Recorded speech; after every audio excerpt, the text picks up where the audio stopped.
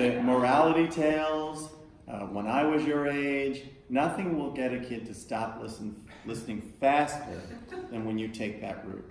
The three least effective ways of speaking to a teenager: advice, comparison, and complaint.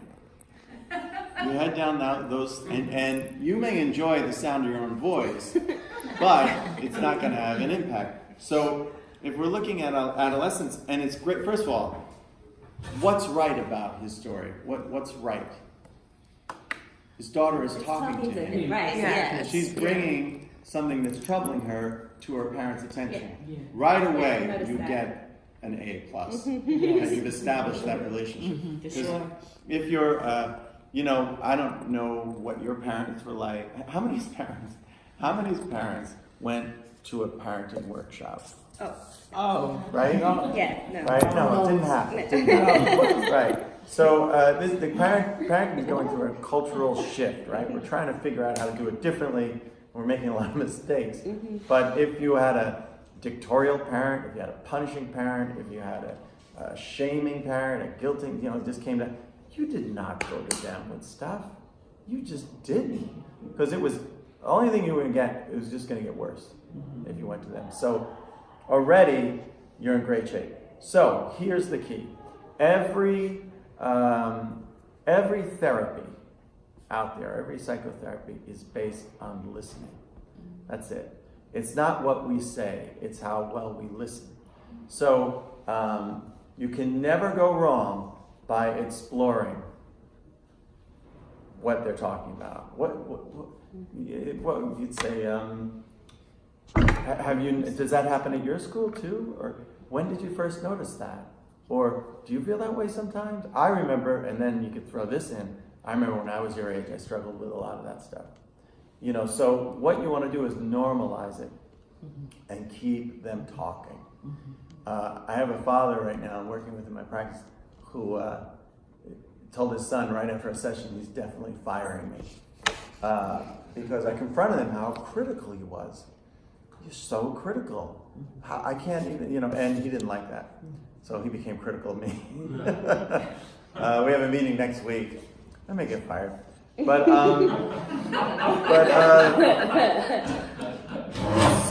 in early adolescence, there's what they call developmental depression.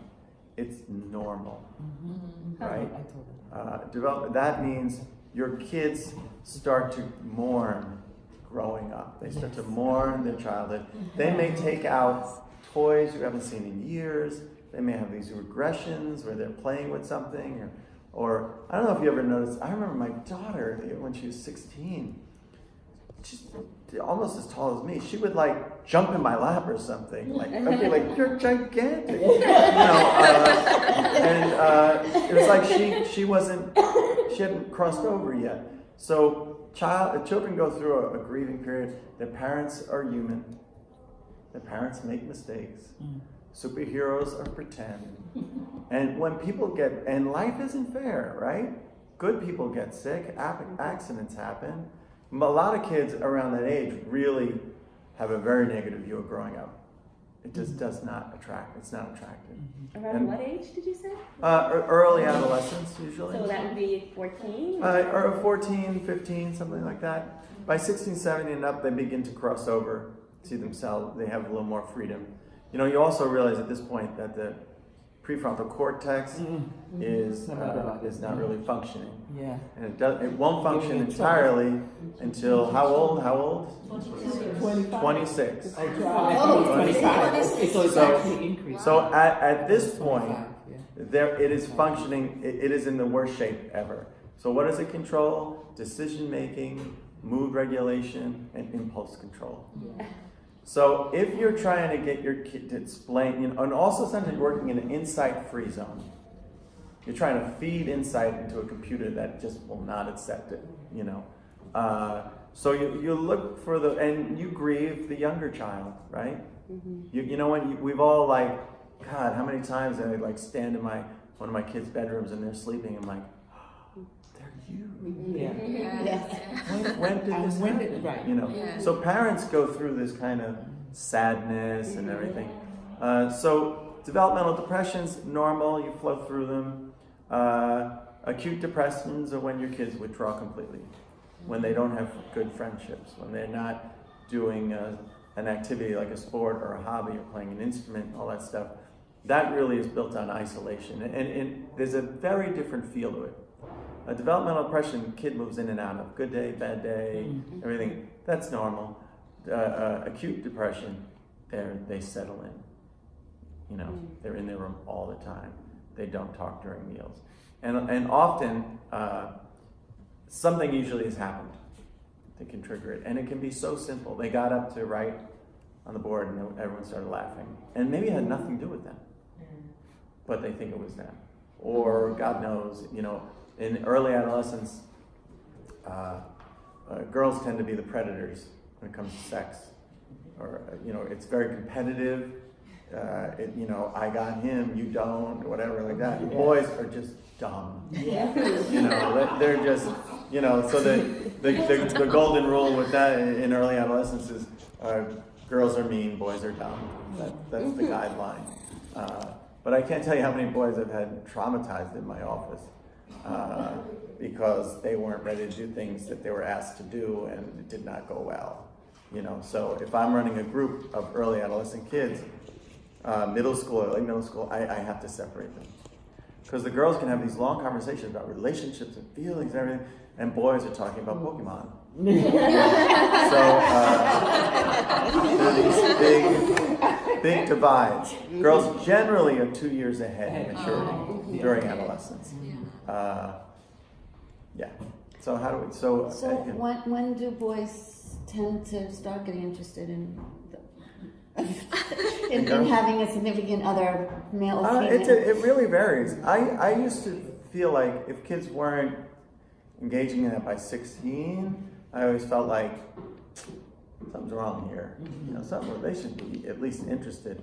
But honestly, the kids I worked with over the years who waited until college did much better. And a lot of adults or older kids will say, like, don't waste your time. Don't date in middle school. Yeah. And don't get caught in the trap, you know. And by the time in college, they're ready. They can manage themselves better. So if your kid's a late bloomer, you are lucky. You're lucky. Yes? Yeah, good. So you're talking about how at this stage, like, advice is not a good, like at this stage, Yes. you know, advice is not good. Mm-hmm. The role is not to like get in there and give advice and to Yeah. parent this and that. Yeah. It's such a hard transition to go from like being everything Yep. to them Yep. to then, you know, weaning yourself off and fading out and just like, so what is your role at this stage? Like, Yeah. make lunches and I don't know, like, I mean, where you fit in, like, what's the best way to be helpful to them? All right, well, let's look at your family, right? Every family has a culture. You establish your own culture. It doesn't matter if your neighbors speak the same language, have the same complexion. Their family culture is different. Do you remember when you went to your friends' houses for the first time and you were like, whoa. You know, like I remember a family that I went over for dinner and they just cursed. Like everyone cursed. And that was insane to me. That was like my head exploded. But they were a good family and they loved each other. That was the culture. In my house, death. Death. I wouldn't have survived that. So really, we're looking at, you establish a culture through your behavior and the way you communicate, right? So my book is about kids who bully their parents, right? It's ridiculous. Genuinely, if you bully your kid early on, if you're always the executive decision maker and forcing them, they're going to treat you that way too. They're going to come back, and then mothers will always say, "Well, he's bigger than me." I'm like, really?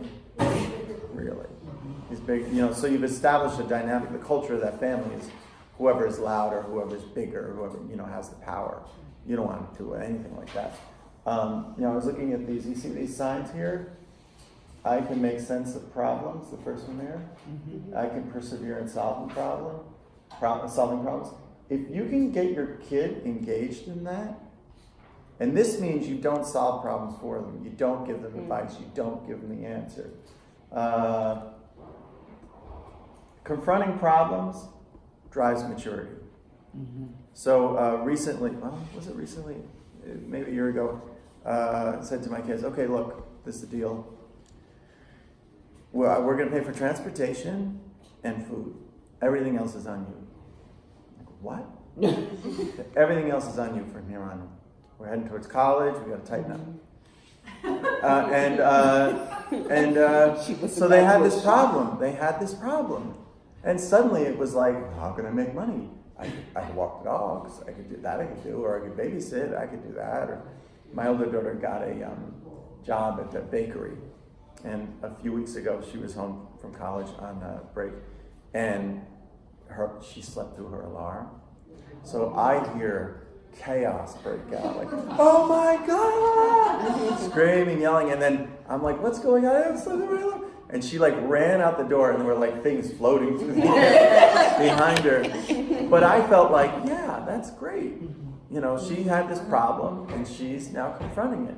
So the difficulty is that if you're a really loving parent, you're a compassionate parent, you're a generous parent, it feels counterintuitive. Why would you want to watch your child struggle? But if you give them the problem, the router gets turned off from now on at 10 p.m. What? It's 10 p.m., we're turning off the router. What about my homework? You got to figure it out.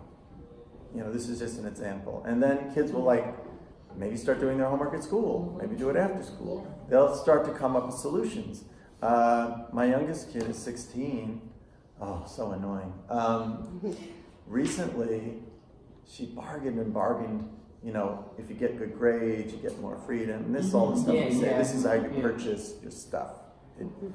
And she managed somehow to get straight A's, and I am so screwed. Because I have to deliver now. And the curfew's a little later and everything. And she's so proud of herself. But in a sense, she earned that. She didn't pull it out of me through threats or blackmail when your kid, well, if I'm not doing that, I'm like, all right, fine. My assistant, by the way, there's some cultures that don't have this problem, the bullying thing. West Indian cultures do not have this problem. I will sell no books to West Indians. My assistant's from Haiti. We've been together forever, and her daughter went to college and failed a course the second semester. And she confronted her and said, you know, what is this? And she said, oh, Mom, everyone fails something sometimes. And my sister was like, oh, really? Oh, is that how it works? Okay. So then her daughter went to register, went to next semester, and she wasn't on the list for classes. And she called her mother and said, what? Why not? And she said, well, you know, you have to pay me back for the course you paid. You failed. You know, that's just how life goes. So this girl now is about 37 years old. She's a physical therapist. She has a really great career. But her mother never got crazy mad. And never threw and made a scene. She just made it, I call it mob boss parenting. You know, mob boss, don't get angry, you don't get upset. But they'll say like, do you really want to do that? You can, but think about it. You know, I'm just talking now randomly, but